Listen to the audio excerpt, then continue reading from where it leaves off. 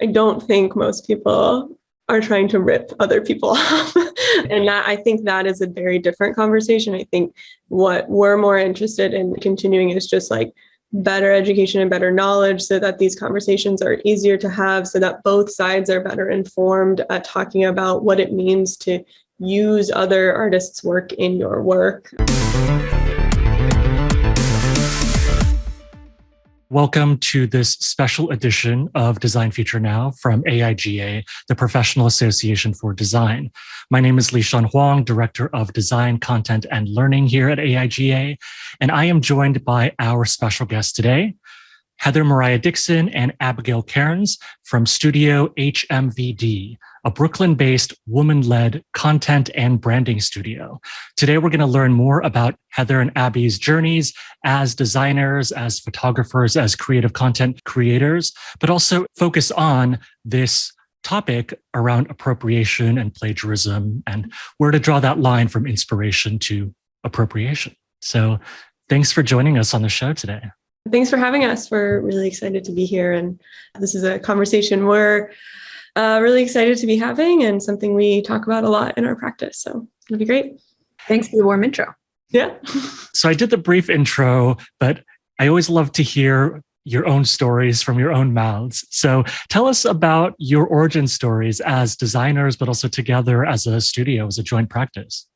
Absolutely. I'll kick things off. I grew up with a really creative childhood, was always in dance and art and all that kind of fun, creative stuff as a kid. And then when I got to college, this sort of natural pursuit that I thought was going to be the best choice for me was art. So I went into printmaking, and it's a funny story, but as I was pursuing a degree in printmaking, I was only doing typography and reproducing ads. And I told people that I wanted to be a commercial artist. So eventually a really kind professor that I had at Western Washington University, where I and Abby attended, recommended that I go downstairs and check out the design program. And the rest is kind of history there. I ended up graduating with a double major in both fine arts and design.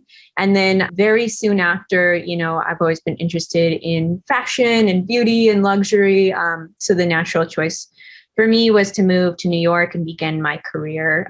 After moving to New York, I'll keep this brief because it was quite the winding path, but I freelanced at a variety of agencies as well as independently. I sort of always had these independent projects going no matter where I was at full-time or freelance.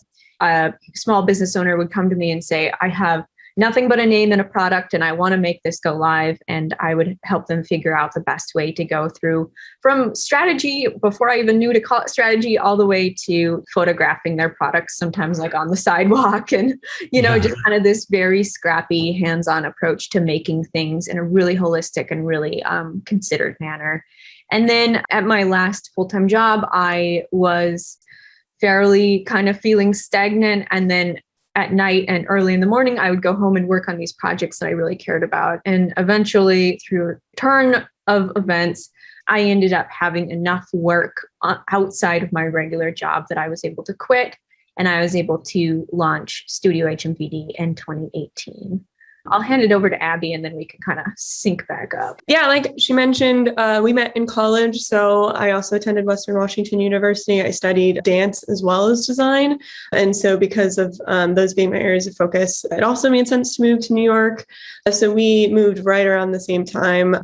My design path took a very different course. I ended up in a lot more institutions like NYU and higher education, as well as other arts, specifically movement-based programs. So a lot of times my positions were straddling administration and design. So I was often in offices and things like that, where design and marketing needed to be integrated into the work we were doing administratively, whether that be programming or the likes. Eventually, I ended up a Pilates studio, and I was working as their program director for their international teacher training program.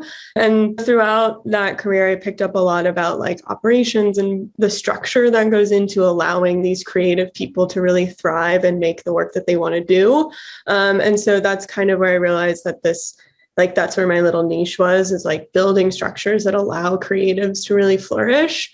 And at about that time where I was hitting kind of a apex at my job, in my full-time position, Heather had started the studio about 6 months prior, and she was reaching a point where I felt like she could like use some help and like just help. And I saw what she was building and was just like really impressed by the work that she was already outputting as a single woman studio. And so I basically told her I was showing up to work and that she had no choice. And so I came on board and we started building that together. And Abby just showed up and I couldn't say no and didn't want to either because, she has a brilliant mind for kind of constructing like more of a strategic approach around creative work and kind of finding the way to make like a foundation so that you can go do your best work and you can go make anything. So after she joined, that's kind of when I consider the studio like really truly beginning. The first 6 months were very much trying a lot of different things. In the first 6 months, we also would take on any kind of project that was vaguely creative in a lot of ways. It did book designs. I pitched for interior design. I, was really, really all over the place. Packaging, NISC, like ad hoc graphic design, as well as branding, as well as photography, as well as strategy, and kind of just doing whatever I could get my hands on. When Abby came on, we really, really streamlined and decided then and there, okay, we're going to do two things. We're going to create brand identities and whatever comes within the brand identity, so long as we have that kind of control over the base identity. And then further, we're going to bulk out our content creation side of the practice. So we're going to do photography and stop motion for campaigns, social media, brand launches. And that's really what we've stuck with for the last 3 years now, is those two areas of expertise. And a lot of times they really do overlap and have a lot of merge to them. I mean, some of our projects are just branding and they start with strategy and end with brand guidelines. And some of our projects start with strategy and end with a photo shoot and a website and everything, all these different touch points, packaging that we've designed and we've had a hand in. On the other hand, sometimes we get to just do product photography and send it off and be done. And that's also really nice. So yeah, and something I want to touch on here is just how we ended up being two trained designers that ended up in photography. And that's kind of an interesting. Image making is a very different side of the industry, right? And a departure from type and graphic design. And that actually happened in a really interesting way. When I started the studio, I felt like, I had this work that I wanted to display. I was like, okay, I have, these great projects, time to put them in the portfolio. And then when it came to putting them in the portfolio, I'd go, well, I had custom collateral made for this, or well, this mock-up that I can find online really does not make any sense within this kind of brand world I've created. I might as well just shoot it myself. So I started going up on my roof with the kind of mediocre digital camera I had at the time and just photographing things in the natural sunlight on my roof with no shadows around, and just started to kind of build up some work and start to play and start to understand how to style things and how to work with light and those kind of basics. And then soon clients started to see that work and say, hey, can I use this? Can I put this on my social media? And I was kind of like, oh, that's interesting. Do you want to pay for it?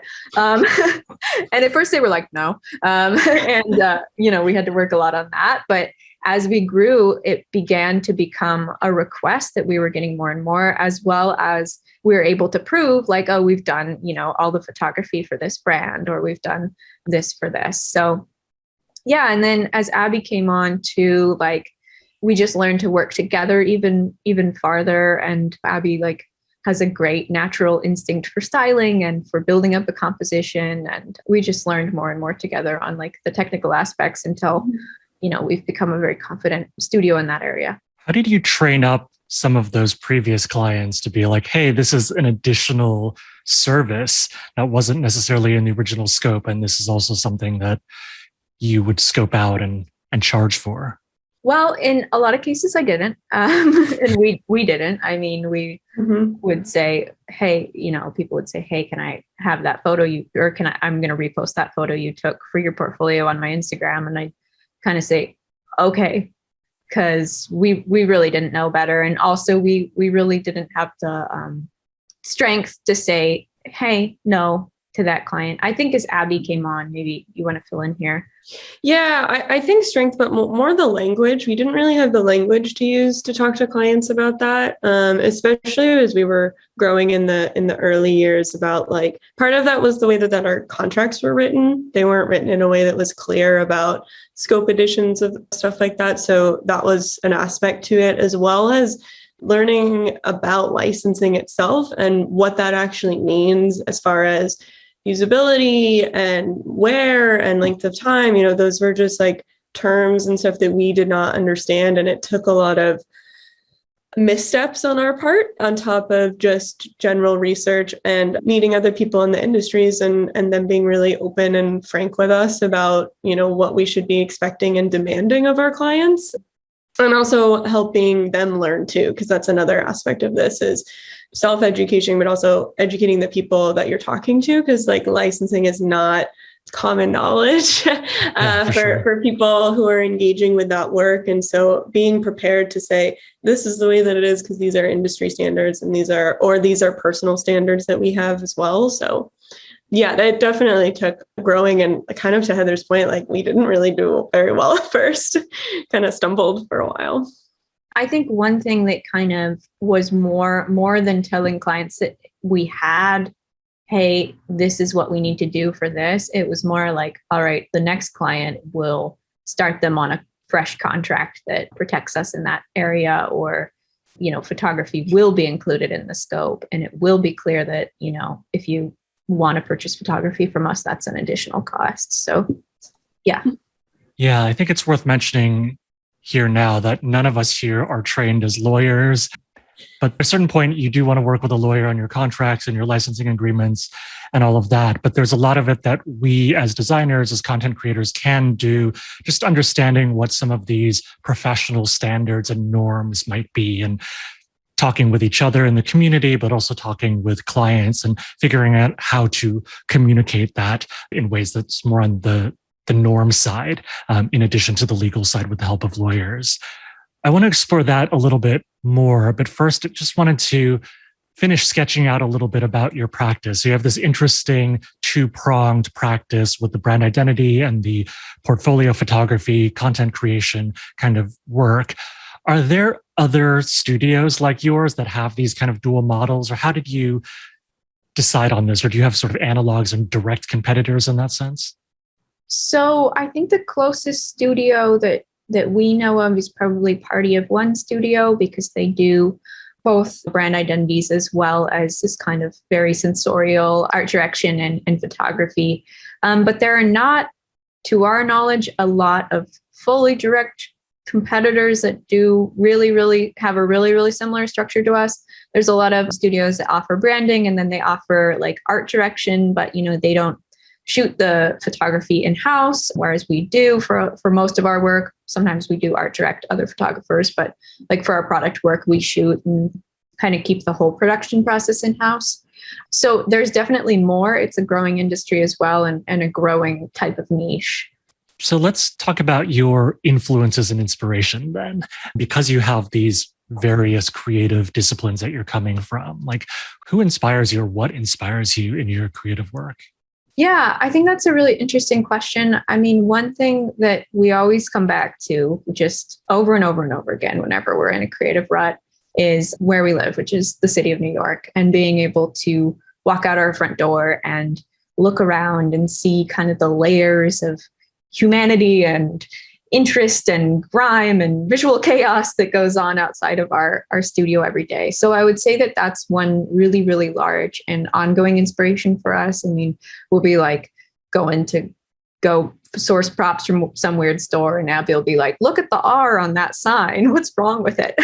Yeah, we are often taking pictures of things that we see throughout the city, and also our travels too. Specifically, like Heather saying, like type is a big one. Like we're often looking for like old vintage hand painted type, and we're just like, look at this crazy text or this crazy texture that I saw.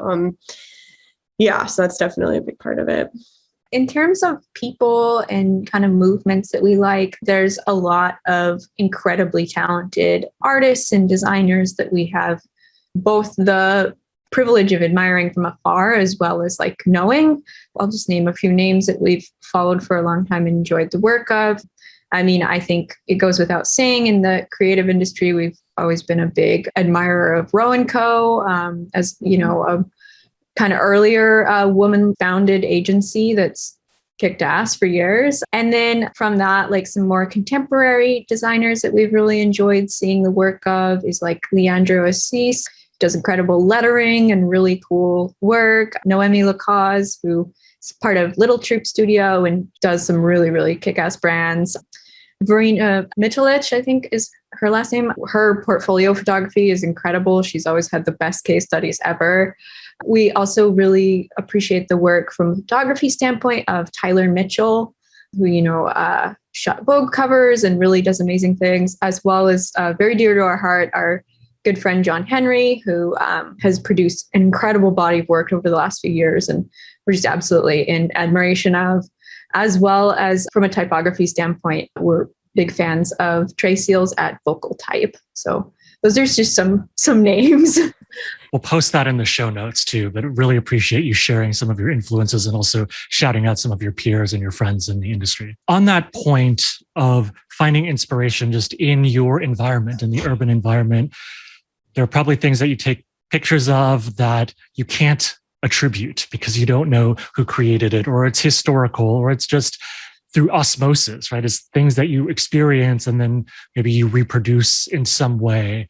How do you navigate some of these fuzzy lines that I think all creative content creators have to deal with between inspiration and direct appropriation or inappropriate uses? How do you deal with this? Not necessarily on the legal end of things, but just the creative and industry norms side of things. I think that that's a really, really valuable question because it's something that comes up a lot, you know, where there's been times where you've been sketching and you've been making a logo and you're like, this is awesome. And then you look at the logo and you're like, I have just made the Pepsi logo. Like, this just happened to me. Because, you know, we're very, like, humans are very visual and things kind of catch in your brain. And it's easy to find yourself in a position where you're trying to make something original, but there's so much in the world that it's hard to even carve out your niche and create something that's really different.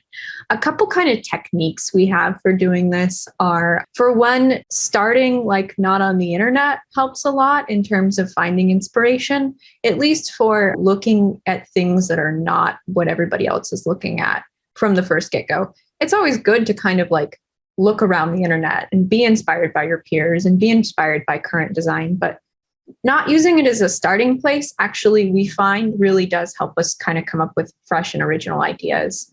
When you're looking like historical, looking at what you see in something and then thinking about what you like about that thing. And this kind of goes for any bit of inspiration. Why do I like that? Why do I want to make that? Like, what about that makes me want to go, oh, that is so good, I wish I did it. And what are those kind of building blocks, right? Is it because of the way they use type? Is it the color palette? Is it the combination of all of those things? Is it some contrast in shape or texture or size? Is there some building block that makes that good? And if you can kind of delineate and define that, then you can look at that building block and go, okay, I'm going to make something really good, but I'm going to use the formula that they used. I'm not using the type that they're using. I'm not using the color they're using, but I'm thinking I want a huge difference in scale. Or I want 1 million colors on this page. I want a really complex buildup of 3 different typefaces. And you can make something that becomes your own thing. It is totally original, but you're looking at that just kind of intrinsic thing of like what makes it appealing. So that's kind of a recommendation, as well as just doing litmus checks with yourself. Like, you know, if you find something and you fall in love with it, it happens to the best of us. Just coming back every once in a while and going, am I making something that is replication and not original? And how do I make it original? And how do I make it my own? Specifically on that point with photography, often what I like to look for in our concepts and what we're doing is like, we shouldn't be able to find the image we're trying to make. So it's like, if you are, you know, we've come up with a concept and we've developed it within the strategy, and then now we're looking for the inspiration, we're looking for lighting references, we're looking for textures and things like that. And we should not, through that research, like be able to find the exact image that we're making. And that's how I know that we're like on the right path and that we are truly being inspired versus appropriating or getting into that gray area. I think that you're trying to hint at. Yeah, I really liked your point about starting your research off the internet. The internet is great, right? There's so much that you can get, but I think people are often searching for the same things, or the same things kind of show up in people's search engine optimization feeds and things like that. And so having something maybe older, more historical, or maybe more obscure that hasn't been digitized or isn't so readily findable online, I think is a great kind of creative point, as well as a sort of avoiding too much of the same kind of thing. But I think the reality is a lot of us do have to do research online, and it's just so easy from a technological perspective to have Pinterest boards full of things or create our own mood boards from things that we find online. So I'm sure your stuff ends up in people's searches or in people's mood boards and things like that. What are some of the techniques that you have used to protect your work and make sure that you communicate the rights and permissions of that to folks who are looking around and looking at your images?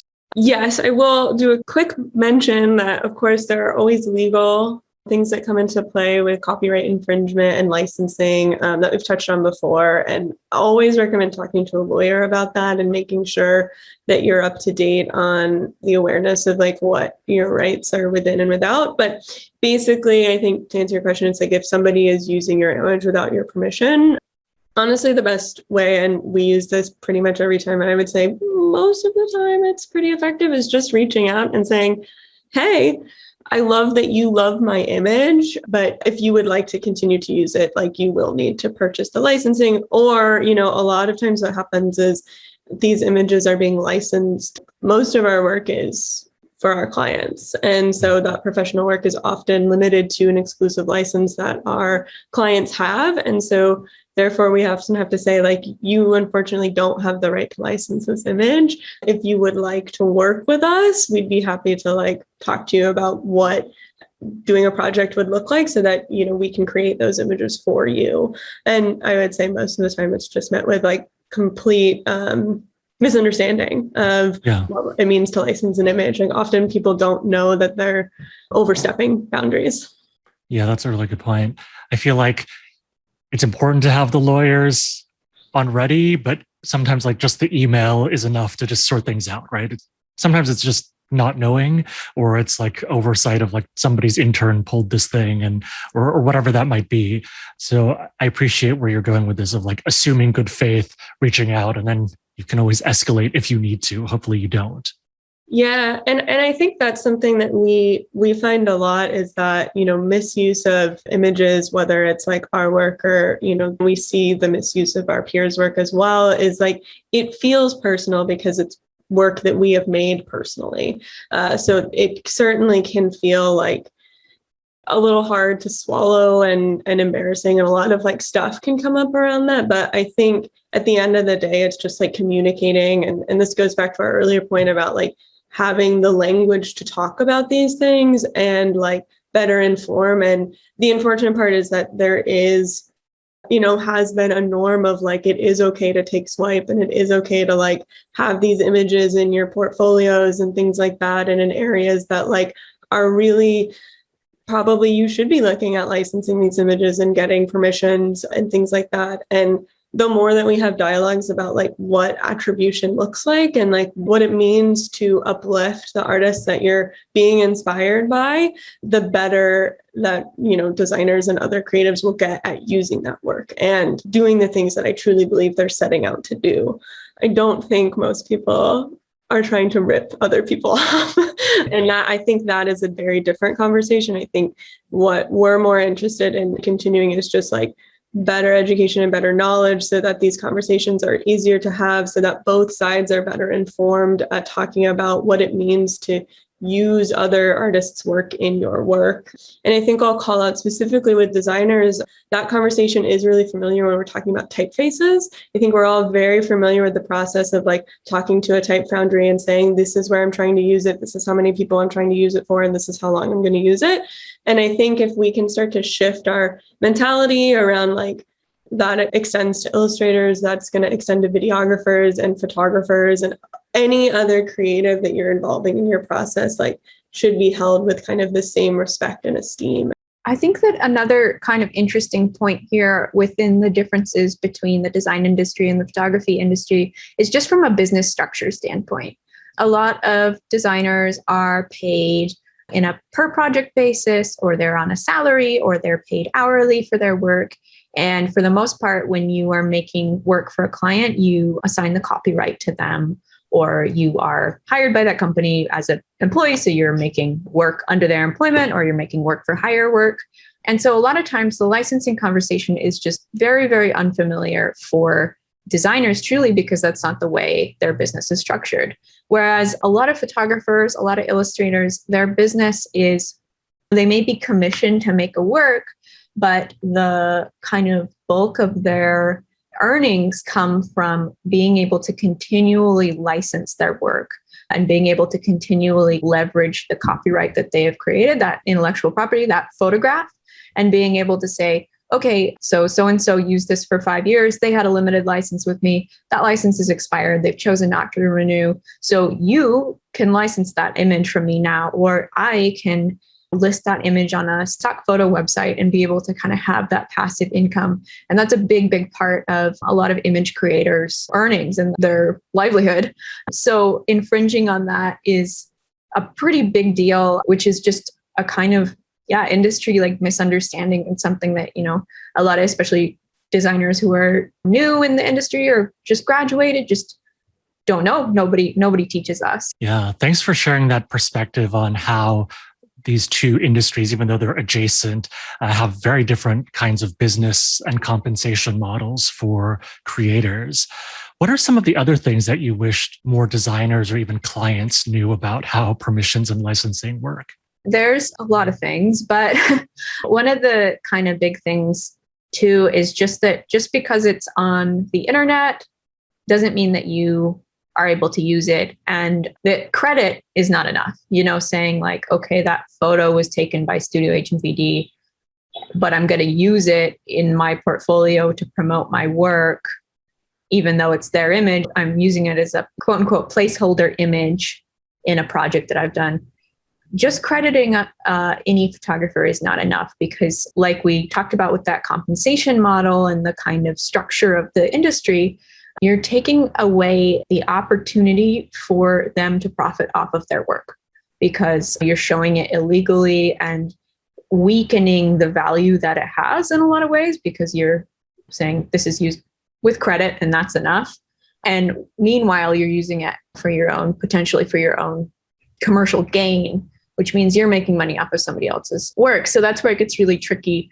And I think that that's kind of a big one, is that like credit is often not enough. Reaching out and asking is really the most important first step when you want to use an image. When in doubt, just use stock photography. There's so many resources for free stock photography, as well as low cost stock imagery. And you can get really incredible imagery on like Stocksy, and Unsplash has tons and tons of images that you can use. No attribution even required, although it's always helpful and nice when you can give the credit to the original maker who put it on Unsplash. And, there's just all of these resources for really high quality stock imagery if you can't afford to license from the photographer that you would like. But oftentimes just asking, a lot of photographers don't necessarily advertise that they're licensing out their work, but they might do it. And it's just great to ask. The other thing that comes with asking, as well as you're giving that artist agency in how their work is being used, which I think is a big thing for us, is that a lot of times when work is miscredited, sometimes one of the most painful parts of that is knowing that you didn't have any decision-making power in that, and that it's like, you've lost like control basically. And I think that's something to remember too. It's that like these artists who are creating photography or any kind of like creative content, they're humans. These are all like human conversations that we're talking about. And I think that's just so important to remember in this creative work. I think sometimes the licensing conversation can get really bummed down into like the business side of things, which is super important. But at the same time, it's nice to remember that like these are just fellow humans that are making art and pouring their heart and souls into this their work. And I think a little bit of empathy goes a long way here. Yeah. I just wanted to add the point too, that's often in this age of remix and of aggregation that things get decontextualized. And so I think that's an important part of these conversations of asking as well of like, okay, what is this being used for? What is it showing up next to? Or like, just because you license something doesn't mean you can modify it in certain ways or, put a different border or packaging on something in a way that maybe is also doesn't do right by the original work or the creator's intent in terms of just the dignity of stuff like that. So I think that larger context around where the work will be used or modified or curated, I think is an important part of the conversation as well. Yeah, I think that's an excellent point, and I think really well said. And I think kind of sums up a lot of what makes this so important too. It's like what really is the idea here. And something that you just brought to my mind too is like a lot of times these conversations can be a really great door opener to collaboration, which can make both the work of the designer and the artist or photographer even better and even add to the context of the work and really kind of like elevate both aspects of this and really open doors to like taking these kind of two adjacent chunks and merging them together into one like harmonious piece. Maybe the clients even end up with something that's even more specifically useful for what they're looking for, right? It's like, it's one thing to license, but you could also commission something new. It's like in the style of this, and then that turns into the collaboration. Yeah, absolutely. So kind of unrelated question. Can you tell us a little bit about your setup? Anything you want to share about some of the technical side of your craft? Oh yeah, for sure. Speaking as the resident gearhead. So we shoot on a Nikon D810. Our favorite lens to use is the 105 millimeter macro. We love a high quality, crisp, every detail in focus kind of image. So that macro lens is great for us. For that, we also shoot with the 50, and oftentimes we'll rent an 85 millimeter lens if we need to shoot lifestyle or portraiture or anything that we need a little more space on. And then in terms of our studio setup, we shoot with ProPhoto lights. So we have D1s and a D2. And kind of the modifiers, whatever modifier we need to get the job done, we'll either rent or use what we have. We love grids, which are these things you put over the light to make the beam of light controlled and very narrow, which is great for kind of highlighting different areas of image. We have lots of foam core and then cinefoil chunks laying around and clear rods and tack and fishing line and all the kind of things that you use to create a scene. And then one of our favorite tools is diffusion paper, which is we can't stop preaching about it. Everybody who will listen, we will tell them about diffusion paper. So if you want to have a conversation about the benefits of diffusion paper, slide into the DMs because we will get back to you. I'll talk to you about diffusion paper for too long, and we will also hand you a pamphlet on it. And then we shoot tethered using Capture One so that we can really, really be very, very detail oriented as we shoot. So every image comes up on our laptop screen as we shoot, and we see exactly what we're doing. And we just tend to be very methodical and really move through the image in a pretty controlled manner. Awesome. Thank you for sharing that. And for folks who do want to follow up, we have links in the show notes, but could you just say on mic now, if people want to follow you or learn more about your work, where should they go? Our website is studiohmvd.com. And then our handle on Instagram is at Studio HMVD. So we're pretty easy to find on there, though I will say our emails are the easiest way to get a hold of us. info@studiohmvd.com. We're always on email. So we love, and we preach emails as well. So, we like to get lots of emails. So feel free to. It's like, please email, please don't call, please don't just show up. Yeah, I would say emails are more reliable than DMs too. Yes, absolutely. Absolutely. Wonderful. And so if we could sum up some of the conversation and the messages today, if you had like a headline or a telegram you wanted to send to our audience about the essence of this conversation, what might that be? Start from scratch, look at your inspirations and find something new and different that, your peers aren't looking at. And when in doubt on anything licensing related, be it to a photographer or for your own work, just ask. Always better to ask than to guess. We never guess, we look it up. +1, agreed. So Heather and Abby, thank you so much for joining us, telling us more about your practice of branding and content creation at Studio HMVD, and for having this frank conversation with us about the different business models from photography, how it's different from design, and just some of these norms of professional courtesy and decency to other creators. So thank you very much. Yeah. Thank you. Thank you so much. This was wonderful.